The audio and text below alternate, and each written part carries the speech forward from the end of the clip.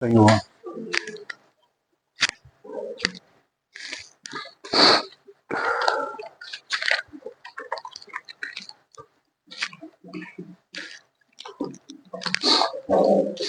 Ontem à noite eu fui com o César lá em Sobradinho. Os irmãos, a maioria assistiu, né? Foi uma comunhão muito rica, irmãos. Os irmãos que puderem ouvir depois, né? Muito assim, foi uma introdução ao livro de Colossenses. E foi a palavra, essa é a primeira parte, para falar sobre a excelência da palavra, né? Muitos versículos foram lidos, eu fiquei bastante encorajado, bastante tocado. A gente realmente precisa voltar para a palavra de Deus. Com muita fome, com muita sede, com muito vigor. Se há algo que nós precisamos gastar energia nessa terra, é buscar a palavra de Deus. Ela vai nos direcionar para o Espírito, ela vai nos direcionar para a oração. Então nós precisamos nos voltar para a palavra. Pode ir, Matheus? Jesus é o Senhor, irmãos. Então, a propósito, numa comunhão com os irmãos, nós sentimos de acompanhar a sugestão lá de Sobradinho, que eles vão fazer isso, nesse primeiro semestre, estudar Colossenses, entrarmos no livro de Colossenses, e no segundo semestre, o livro de Efésios. O que os irmãos acham? Amém. Os irmãos dão amém? Amém. Eu acho que é um bom caminho, nós sentimos muita paz, muita alegria, né? E são livros preciosíssimos. Primeiro Colossenses falando de Cristo, Efésios falando da igreja. Quando nós juntarmos isso aí tudo, nós vamos ter uma visão do grande mistério que é Cristo e a igreja. E muitas respostas serão respondidas aí no decorrer desses meses. Eu confesso, irmãos, que eu me sinto agora, nesse momento, bastante incompetente para falar essa mensagem. É uma palavra que eu comentei, né? A Mônica já deu a palavra, porque vai exatamente naquela linha da irmã Carla também. Nós precisamos saber por que nós estamos aqui. Há um dito aí fora, né? Um dito popular, que fala assim, Josua. Eu chamo de Josua, tá? Para quem não sabe para onde vai, qualquer caminho é válido. Já ouviu falar disso? Vai ser até uma fábula infantil que usa isso, né? Pronto. Para quem não sabe para onde vai, qualquer caminho é válido. Não é? Qualquer caminho serve. Mas nós precisamos saber para onde nós vamos. Nós precisamos saber qual é o objetivo, qual é o nosso objetivo. Né? Aí não é qualquer caminho vale. O único caminho que vale é o caminho que está na palavra de Deus. Amém. As opiniões não tem sentido algum. Nós precisamos saber e compreender o que é a palavra de Deus, o que o Espírito quer que a gente faça para a gente alcançar aquele objetivo. E está tudo aqui, irmãos. Está tudo aqui. Graças ao Senhor. A última mensagem, que foi o Estevão que compartilhou, nós vimos sobre a glória de Deus, né? A glória de Deus. Irmãos, há um item que confronta a glória de Deus. O pecado confronta a glória de Deus? Confronta. O mundo confronta a glória de Deus? Confronta. Mas há um item que às vezes passa, historicamente, na história da igreja, passou desapercebido. E hoje nós somos uma consequência disso. Eu vou chamar de sistema. Tá? Um sistema. Esse sistema ele teve origem no engano. Lá no começo. Ezequiel 28, Isaías 14. Muitos atribuem esse texto lá à questão de Satanás, a origem de Satanás, que se rebelou contra Deus, quis ser semelhante ao Altíssimo. Não vamos ler não, tá? Que não é o objetivo aqui hoje. Mas, por conta disso, ele Ele tentou ali enganar o Senhor, acabou arrastando com ele um terço dos anjos. O Apocalipse mostra isso.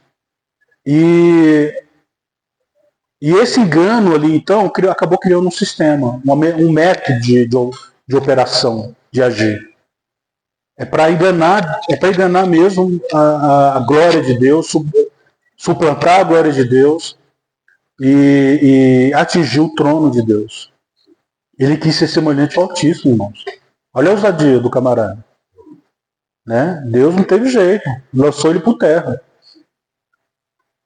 Mas Caim, os irmãos se lembram de Caim? Alguns olham para aquela história de Caim e falam, puxa, Deus foi muito duro com Caim. Né, Dani? O Caim ofereceu o quê? O melhor do fruto, não foi? Da terra. E Abel ofereceu a ovelha. Aí a Bíblia fala que Abel foi justificado, foi justo em oferecer aquilo. Deus se agradou de Abel, mas se aborreceu de Caim. Por quê? Porque lá em Judas fala que a ganância de Caim. Fala da ganância de Caim. Realmente eu acho que depois a gente vai entrar nisso aqui, tá? A ganância de Caim. E vai ter um texto também que depois vai chegar no WhatsApp, os irmãos vão dar emoeração, vão poder entrar um pouco mais nisso aí. Apesar de ser um texto um pouco técnico, são 18 páginas, mas dá para ler quando toma um cafezinho, né, emoeração? Quando vê rapidinho o tempo passa. Então por isso que eu não estou preocupado em ler agora aqui, porque depois os irmãos vão poder ler, ver esse texto, tá? Deus olhou para Caim e viu uma pessoa gananciosa, uma pessoa que é maligna, uma pessoa que não tinha fé, e viu uma pessoa que quis enganar a Deus. Porque a palavra lá fala que essa ganância é você fazer algo para Deus esperando algo em troca. Barganhar com Deus. Deus não teve dúvida, teve que tratar aquilo lá na raiz, de forma mais dura possível, porque senão abriria um precedente para aqueles que viriam depois de oferecer algo para Deus, sempre esperando algo em troca. E também a oferta de Abel remonta à morte propiciatória de Cristo também. E Caim remonta à justificação pelas obras, né? Algo meritório, né? O meu mérito. Não sei outra coisa, sei lá. Então, irmãos, mas um sistema já estava sendo formado. Um sistema de enganar, um sistema de trocar aquilo que é de Deus, que é próprio de Deus, que é o governo, que é o trono de Deus, já estava ali embrionário e foi crescendo. Não saiu. Desde a queda do homem, Gênesis capítulo 3, há algo chamado sistema, que perturba o povo de Deus. Então, nós vemos que Moisés veio, Deus deu a lei para o povo, e de Moisés até Cristo passaram-se quantos anos? 2000 anos. Menos de 2000, né? Porque de Abraão a Moisés, de Abraão a Cristo, que são 2000 anos, né? Vamos colocar 1000 anos aí? 1500, pronto. 1500. 1500 anos, de Moisés até a primeira vinda de Cristo. Ou seja, são 1500 anos de um sistema religioso bastante consolidado, né? Com uma lei bastante forte, todos os princípios, ordenanças, uma cultura religiosa bastante sedimentada. E quando vem Cristo, Cristo vem nesse meio.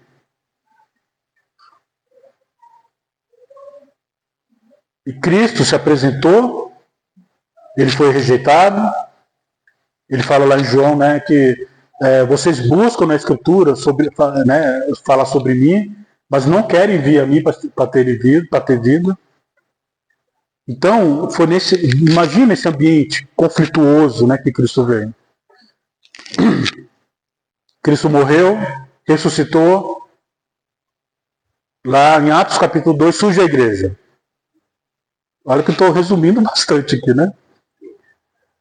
Aí a igreja, ela surge também já ali numa esfera de um sistema bastante consolidado também, que é a religião judaica. E o grande conflito ali era com esse povo. E o evangelho chegou para eles, alguns creram, depois eles se dispersaram, e aí Pedro foi para os gentios, pregou o evangelho. Pedro também não foi lá na casa de Cornélio, né? Pedro foi na casa de Cornélio, ele voltou dando um relato. Os gentios também estão tendo a mesma experiência que a gente teve.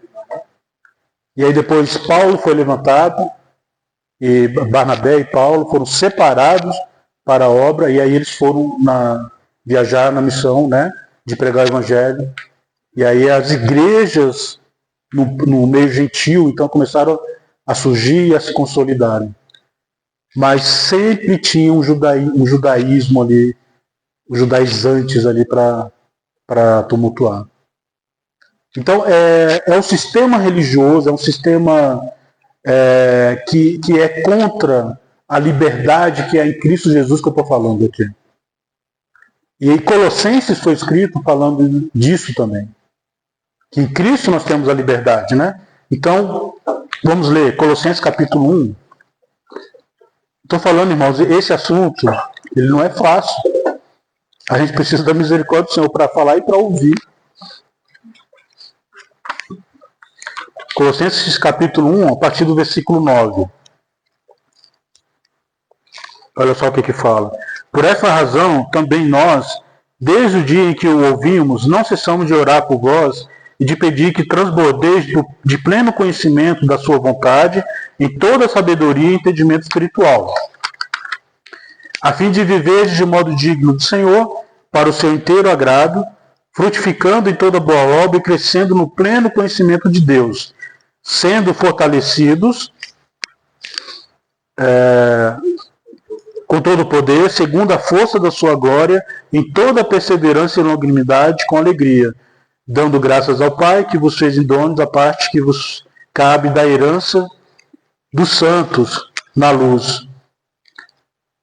Versículo 13. Ele nos libertou do império das trevas e nos transportou para o reino do Filho do seu amor. Irmãos, o Senhor nos libertou. Amém. O que quer dizer isso? Primeiro que nós estávamos presos. Não é? Estávamos presos. E aí o Senhor foi e nos libertou. Ninguém que já está livre vai ser liberto de alguma coisa. Só é livre quem está preso. Então, o Senhor, nós estávamos na nossa condição era de prisão no reino das trevas, numa realidade afastada de Deus.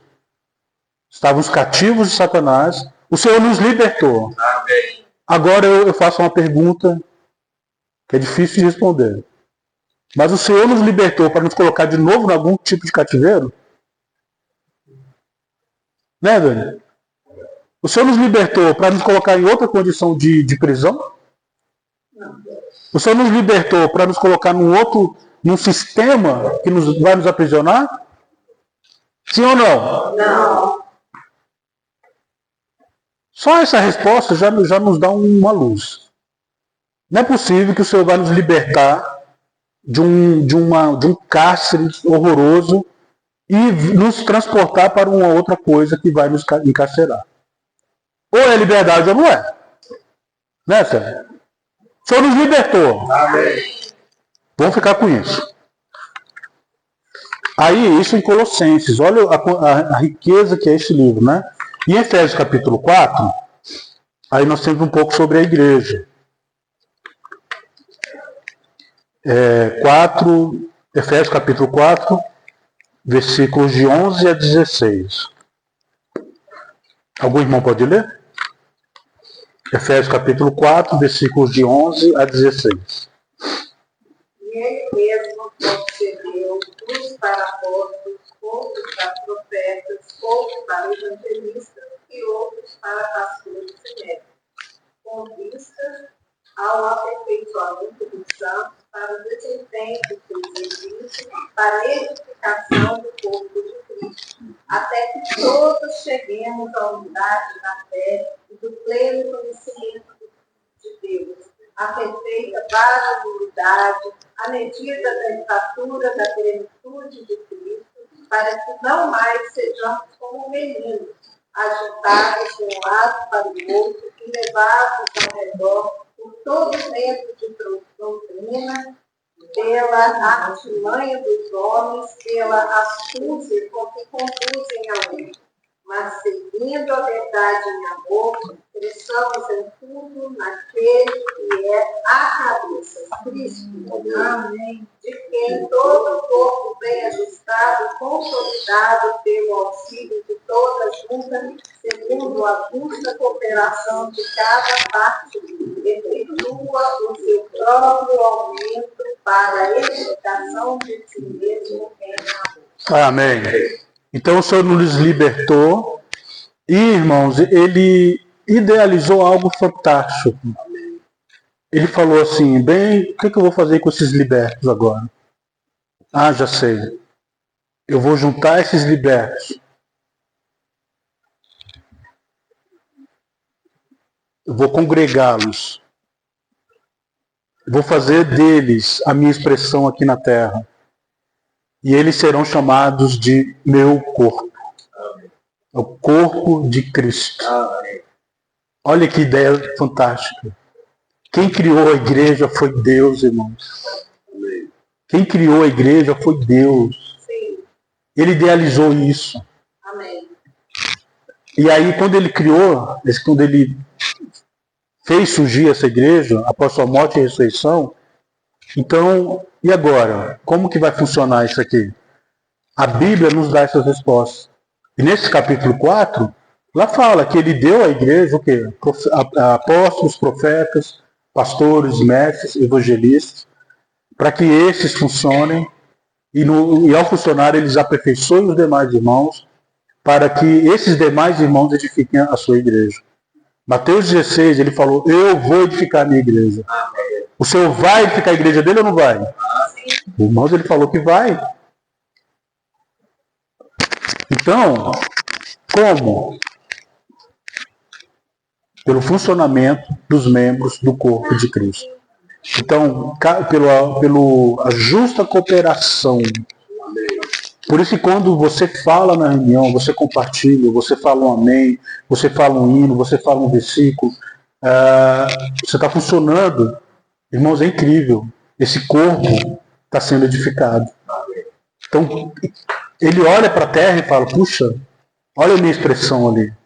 Porque o Cristo que você está apresentando aqui, é exatamente esse Cristo que aumenta, né? Vai ser crescido aqui no corpo, e essa realidade ela aumenta também da mesma forma.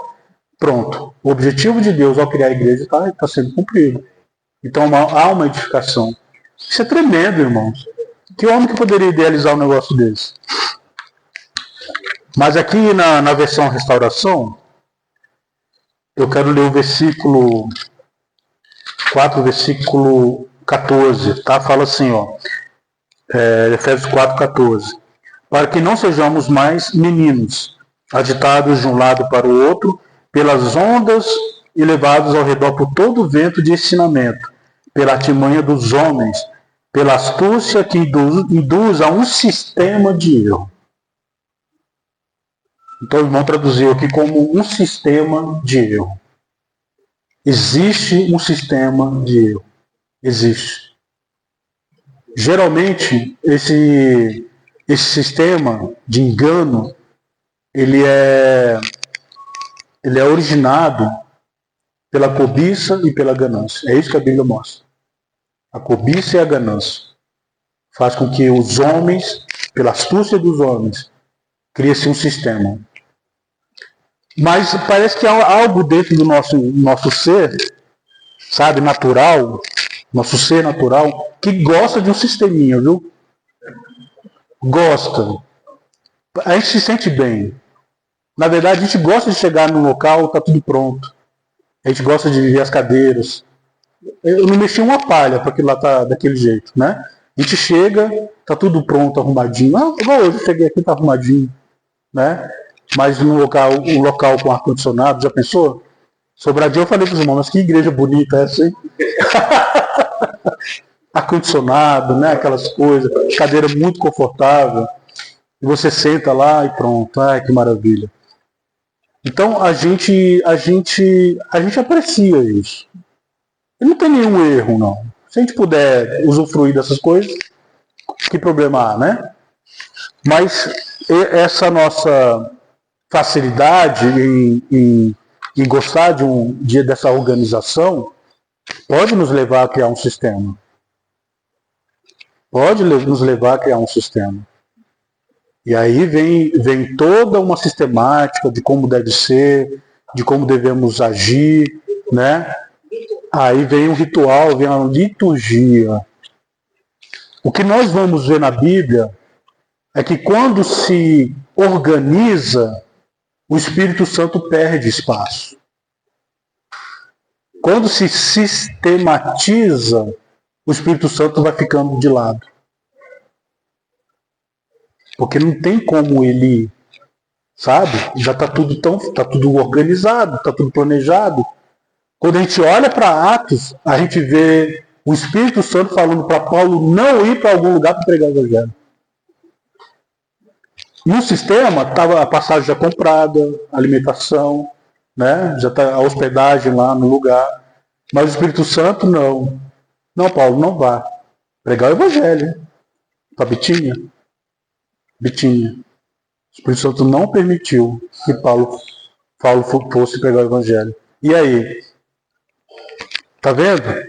Então, o que nós estamos abrindo mão, né, irmã Iracema? Nós estamos abrindo mão de algo bem já organizado para algo que nós precisamos depender totalmente do Espírito Santo. Amém. Isso que me traz o regozijo, irmãos. Isso que me faz levantar da cama e estar aqui com os irmãos hoje. Porque eu sei que aqui, eu não sei o que vai acontecer daqui a um minuto. Eu sei que eu tenho que depender do Espírito. Amém. Eu sei que eu preciso permitir que o Espírito age, atue no nosso meio. Daqui a pouco alguém levanta aí e quer falar, eu passo o microfone. O Espírito vai falar. Irmãos, isso é fantástico. Isso eu vivi na década de 80. No começo da igreja era assim. Lá em Sobradinho, eu vi isso por 3 vezes. Você sabe, o irmão prepara a mensagem, então, semana que vem é o César que está com a mensagem. Então, segunda-feira ele já começa a preparar, e é oração e tal. E geralmente nessa semana acontece tudo, né, César? Carro bate, parente dá problema, acontece um monte de coisa. Mas o irmão tem uma responsabilidade de estar com a mensagem no próximo domingo, então ele se dedica, lê os versículos, tal, prepara. Aí por 3 vezes eu vi isso lá em Sobradinho, por 3 vezes. A gente começou a cantar um hino, e aí os irmãos começaram a falar, foi um atrás do outro, levantava, quando sentava já tinha o outro em pé, e tal. Quando olhou já eram 9 horas da noite. O irmão que preparou a mensagem durante toda a semana levantou e falou: irmãos, a mensagem está liberada, Jesus é o Senhor, amanhã a partir do pão. Desse jeito, irmãos, eu vi isso por 3 vezes. Então a liberdade do Espírito suplanta todo tipo de planejamento, de sistema. E não tinha nada errado. O irmão podia levantar e falar: não, eu preparei a mensagem, deixa eu liberar a mensagem. Não, nós devia entender. Mas ele foi submisso ao Espírito. E foi uma das reuniões mais edificantes que eu já participei na minha vida. Porque o Espírito estava livre para agir. Então, irmãos, nós aqui, esse pequeno grupo, nós precisamos nos esforçar mesmo. Nos esforçar para permitir que o Espírito Santo age no nosso meio. Permitir que o Espírito age. Então, é o sistema de erro. E é esse sistema que nos perturba. Senhor Jesus, 2 Coríntios 4. Ó Senhor Jesus! 2 Coríntios capítulo 4, a partir do versículo 1, fala assim: pelo que tendo este ministério, segundo a misericórdia que nos foi feita, não desfalecemos. Pelo contrário, rejeitamos as coisas que por vergonhosas se ocultam, não andando com astúcia, nem adulterando a palavra de Deus. Antes, nos recomendamos a consciência de todo homem na presença de Deus pela manifestação da verdade. Veja que há uma questão aqui de adulterar a palavra de Deus, né? E de acordo com a astúcia do homem, ele vai gerar algo aqui, algo vai surgir disso aqui.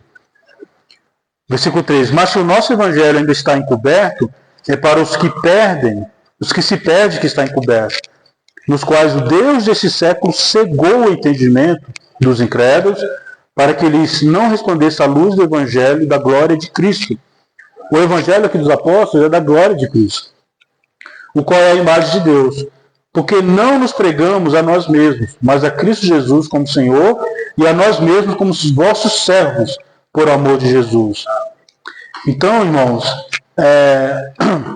há uma questão aqui de cegueira que precisa ser tratado. Precisa ser tratado isso aqui. Não é questão de pecado, não é questão de rebelião, não. É uma questão de cegueira. O Deus desse século cegou. E quando chega o Evangelho da glória, esbarra nessa questão da cegueira. Então precisa haver uma oração, uma intercessão forte para que Deus tire esse véu, tire essa cegueira, para que as pessoas possam crer. Não é incrível isso? Então a astúcia do homem, claro, com um propósito ali maligno mesmo, de ser um com Satanás nisso, é promover esse tipo de cegueira e impedindo que as pessoas, que os homens, recebam esse evangelho da glória de Deus. No capítulo 2, 2 Coríntios 2, 16.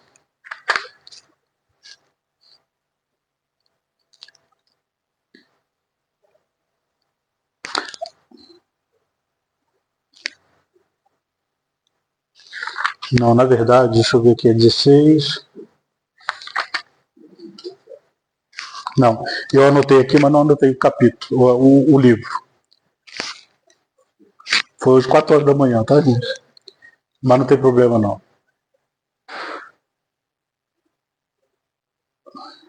Quando Paulo, então, começou a falar, começou a pregar o evangelho, começou a visitar todas as regiões, ele foi para uma região, por exemplo, Éfeso, que é uma região conhecida pela filosofia, pelo conhecimento, né? Cultura muito elevada lá, e lá também tinha o quê? Os judaizantes lá também.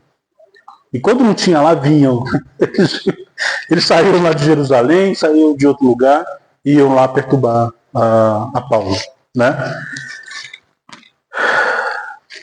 Aí Atos 19,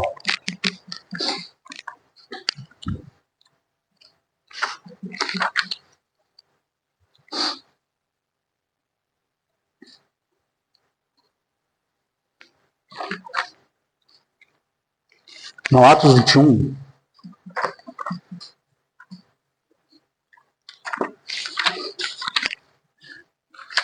a partir do versículo 18,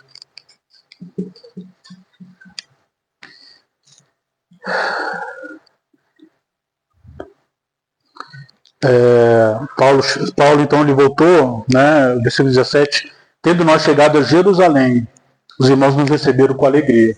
Então isso foi depois da viagem que ele e Barnabé fizeram, então eles retornaram para Jerusalém, certo? E aí, versículo 18, no dia seguinte Paulo foi conosco encontrar-se com Tiago, e todos os presbíteros se reuniram. Tiago era o líder lá. E tendo saudado, contou minuciosamente o que Deus fizera entre os gentios por seu ministério.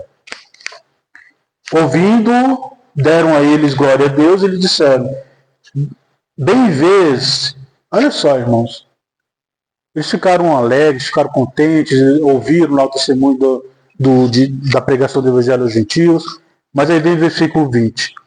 Ouvindo, deram eles glória a Deus e lhe disseram: bem vês, irmão, quantas dezenas de milhares há entre os judeus que creram, e todos são zelosos da lei. E foram informados a teu respeito, que ensinas todos os judeus entre os gentios a apostatarem de Moisés, dizendo-lhes que não deve circuncidar os filhos, nem andar segundo os costumes da lei. Que se há de fazer, pois? Certamente saberão da tua chegada. Veja só como o negócio é sutil.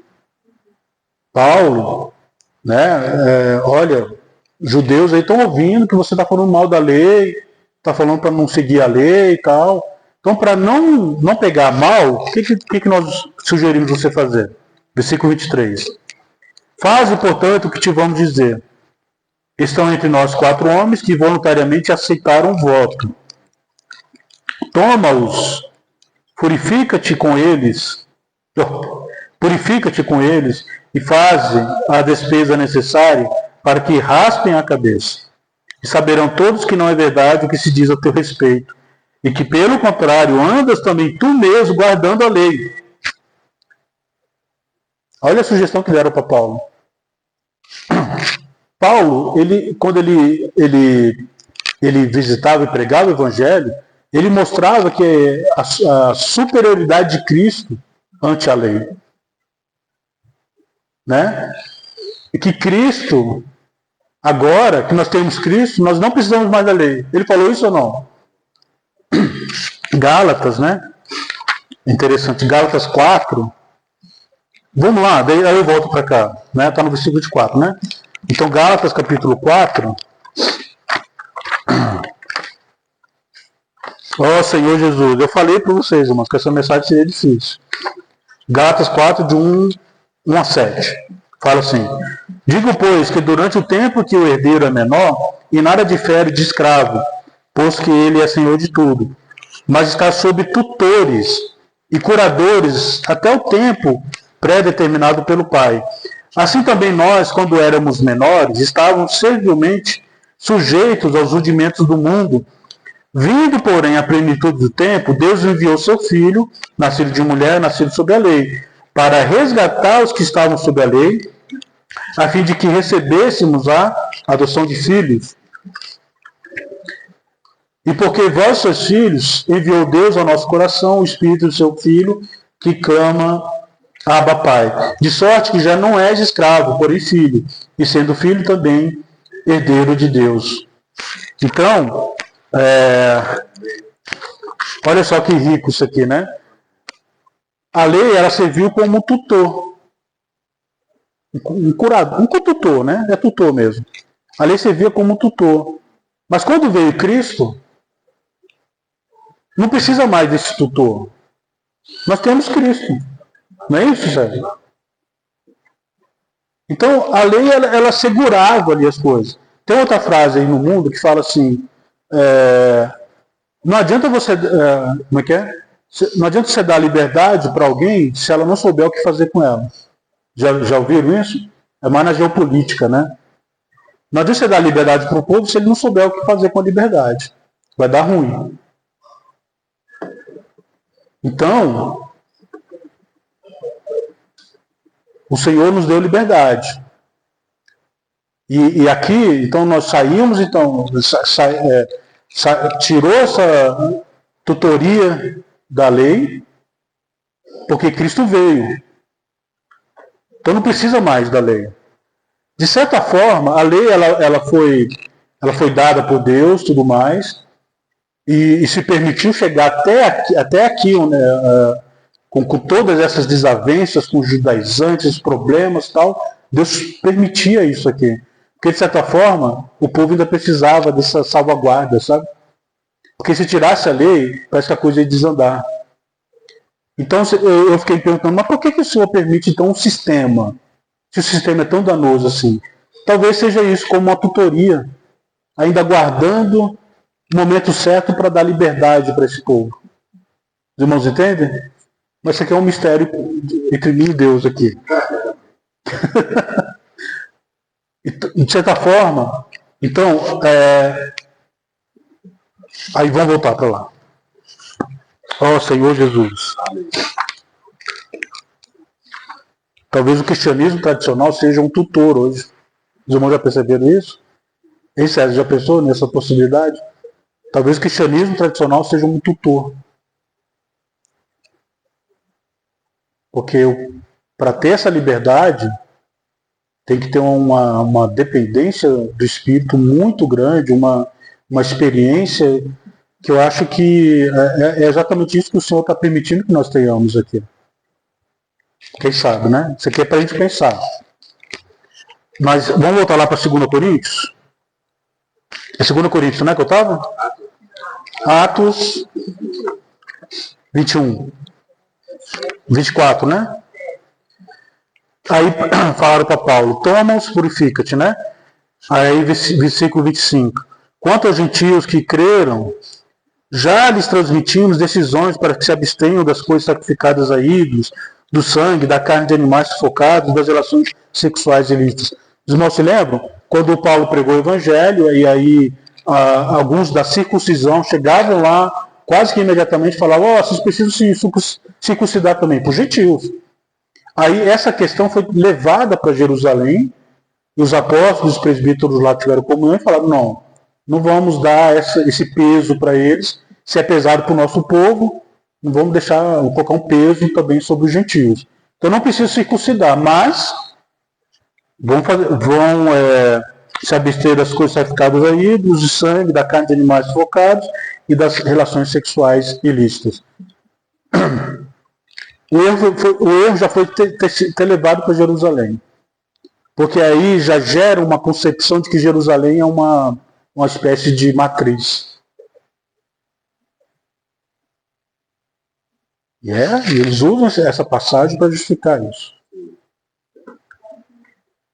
E também Jerusalém, por ter grande influência ali judaizante, aí me vem com um conselho desse aqui. O que tem a ver isso aqui com a nova aliança, irmãos? Com as verdades neotestamentárias? Pelo amor de Deus, quem está em Cristo Jesus não vai fazer essas coisas aqui, não. Não precisa de uma regra exterior para isso, né? Então tá. Então Paulo, versículo 26. Então Paulo, tomando aqueles homens no dia seguinte, tendo se purificado com eles, entrou no templo, acertando o cumprimento dos dias de purificação, até que se fizesse a oferta em favor de cada um deles. Olha só. Então Paulo aceitou, irmãos. Poxa vida. Podia rasgar Gálatas. Que a gente não leu lá em Gálatas, Paulo falando da lei. Podia rasgar, porque Paulo vai cumprir aqui. Vai obedecer, vai seguir a lei de novo. Colossenses. Podia rasgar tudo. Ou nem escreveu, acho que Paulo foi escrever depois que ele estava lá em Roma, né? Não, essas já estavam escritos. Gálatas foi ele. Colossenses foi quando ele já estava. E aí? Mas Deus foi tão misericordioso que Deus não permitiu Paulo cumprir o voto. Versículo 27. Quando já estavam por findar os 7 dias, os judeus vindos da Ásia, tendo visto Paulo no templo, alvoroçaram todo o povo e o agarraram gritando, israelitas, socorro! Este é o homem, tal, né? Aí o 30. Agitou-se toda a cidade. Meu Deus, o tempo. Havendo concorrência do povo e agarrando a Paulo, arrastaram-no para fora do templo e imediatamente foram fechadas as portas. Procurando eles matá-lo, chegou ao conhecimento do comandante da força que toda Jerusalém estava amotinada. Então aí o comandante foi lá e acabou resgatando Paulo, né, de ser morto, e Paulo acabou não cumprindo o voto. Não cumpriu o voto. Então, o sistema, ele insiste, ele vai atrás. Ele vai atrás daqueles que estão libertos em Cristo. Ele vai tentar. Por isso, irmãos, que o que nos fez sair de onde nós estávamos foi essa percepção de que o sistema ele estava sufocando, ele sufoca a realidade da vida da igreja.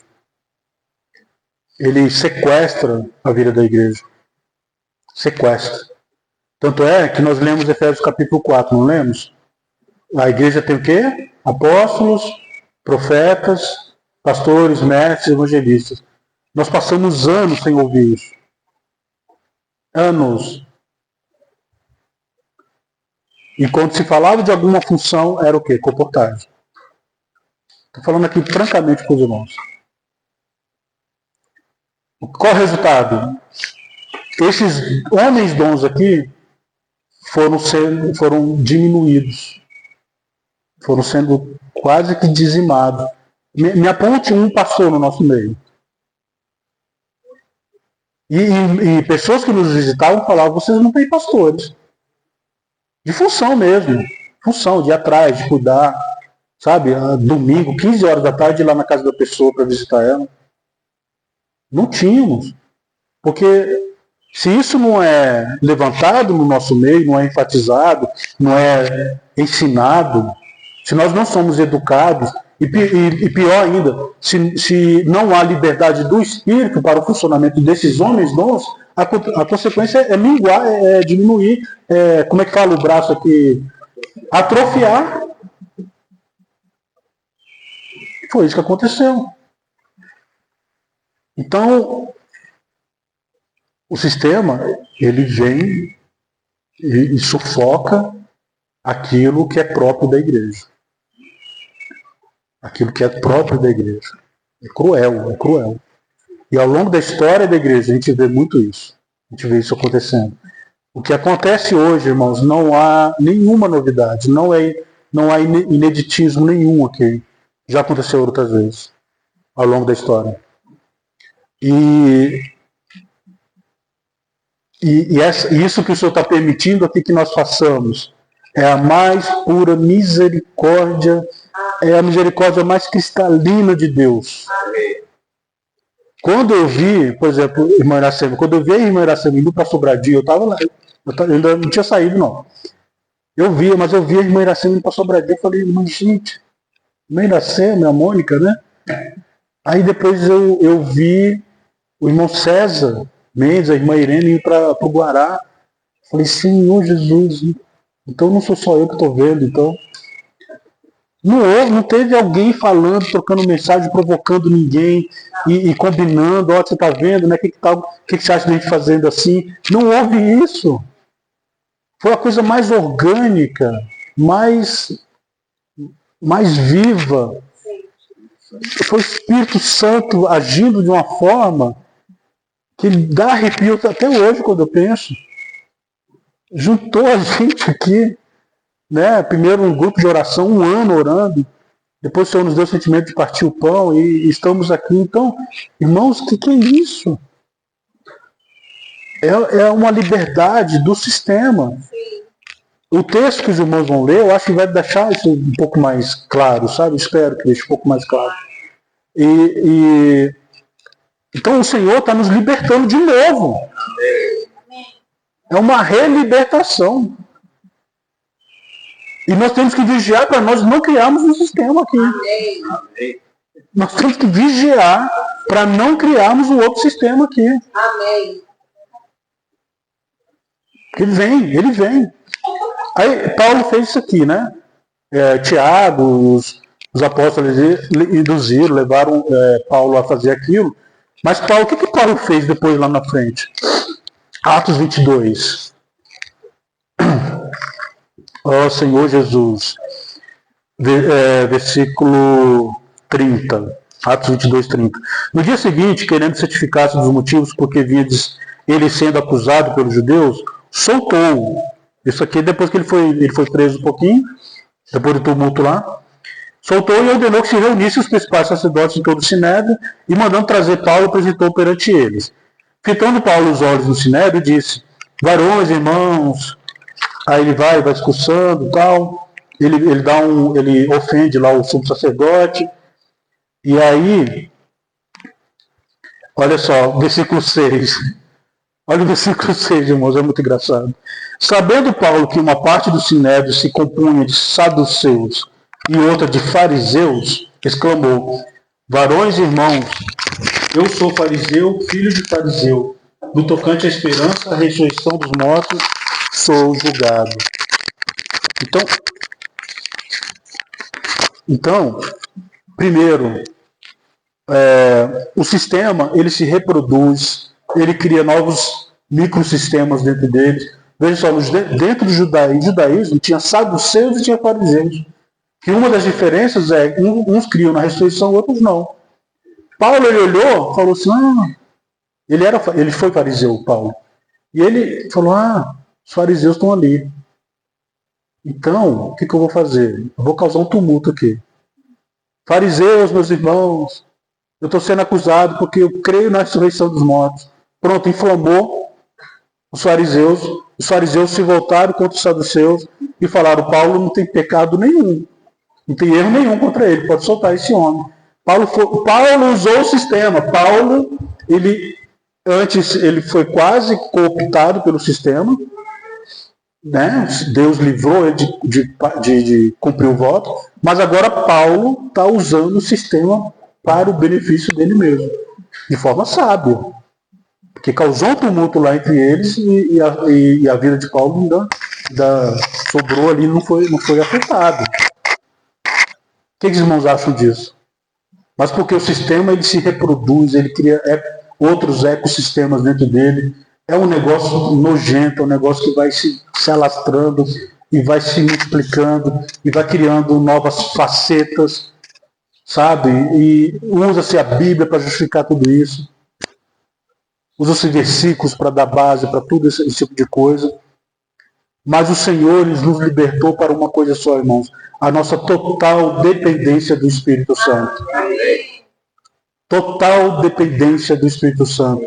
Nós estamos aqui, reunidos aqui, porque nós queremos depender totalmente do Espírito Santo. Não é, depender 99%, não é a dependência ideal. É 100%, irmãos. 100% de dependência do Espírito Santo. E a alegria que o Senhor nos dá, hein? E o regozijo que o Senhor nos dá. Então, me desculpem, eu acho que foi um desastre, mas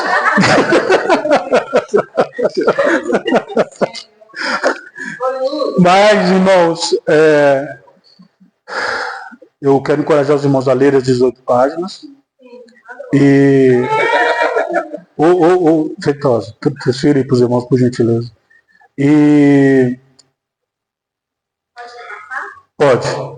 pode passar. Esse é o final, né, Vitória? Passou pela irmã Iracema, né? Graças a Deus. Obrigado, irmã Iracema, de novo. Eu sei que é um texto longo, tá? Já vou adiantar aqui algumas observações. É um texto longo, 18 páginas. É um texto um pouco técnico, né, irmã Iracema? Citar um tecnismo ali. Mas é o que se fez, irmãos. E nós temos que orar para o Senhor, porque o objetivo é que isso aí alcance as pessoas. Alcance os irmãos que ainda estão lá. Né? E para o Senhor ter uma oportunidade de falar ainda com eles. Então, irmãos, é isso aí. Olha, tem muita coisa que falar, mas Colossenses é um livro que vai mostrar isso aqui, né? A liberdade em Cristo Jesus, nós experienciarmos Cristo na plena liberdade. Irmãos, o Senhor então criou a igreja, estabeleceu a igreja. Irmãos, é algo belo, funciona com uma harmonia tremenda. Não precisa de sistematizar coisa alguma. Veja, sistematizar é diferente de ordenar. Né? Aqui tem uma ordem. Não tem? As cadeiras estão numa ordem. Na hora de compartilhar, um levanta, o outro senta. Isso é ordem. Beleza. Não é disso que a gente está falando. Né? Isso aqui faz parte. Agora, a sistematização que substitui o Espírito Santo, isso aí é que acaba com a igreja. Por fim, lá em Apocalipse 3:11. Vamos ler? Aí termina. Apocalipse 3:11. Quando o Senhor fala da igreja em Filadélfia. Pode ler, irmão, por favor. Apocalipse 3:11. Sem demora, conserva o que tens, para que ninguém tome a tua coroa. Veio sem demora. Conserva o que tens, para que ninguém tome a tua coroa. Essa palavra ninguém pode ser traduzida como nada. Então é ninguém ou nada. Ninguém ou nada. Quer dizer, uma pessoa, a personificação aqui, ou nada, outra coisa. Roube o que é? Tome. Não é você que vai perder a tua coroa. Ops, perdi. Não. Não é que você vai esquecer sua coroa em algum lugar. Não. Alguém vai tomar a tua coroa. Quem que vai tomar nossa coroa, irmãos? Pensa um pouquinho. A coroa aqui representa o desfrute de Cristo e representa o reino milenar. Certo? Quem que pode tomar a tua coroa? Quem? Quem, Marcelo? O sistema. Pensa um pouco, irmãos. Quem que pode tomar a tua coroa? Não é salvação aqui, não. Quem pode tomar Cristo de você? Quem que vai tomar de você o desfrute de Cristo? Quem?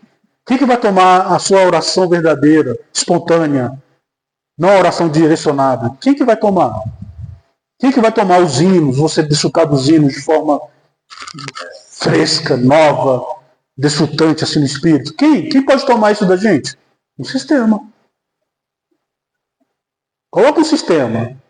Ele rouba isso da gente. Sequestra isso da gente. Quando a gente vê, parece que a gente está, sabe? Mas em realidade, nós estamos tocando na superficialidade. Então, é sobre isso que nós queríamos falar hoje. Jesus é o Senhor. Que o Senhor tenha misericórdia de nós. Que o Senhor nos encoraje. Que o Senhor nos abençoe. Irmãos, nós estamos juntos. Há muita alegria. E eu creio que o Senhor ainda vai trazer mais gente. Mas se não trouxer, Jesus é o Senhor.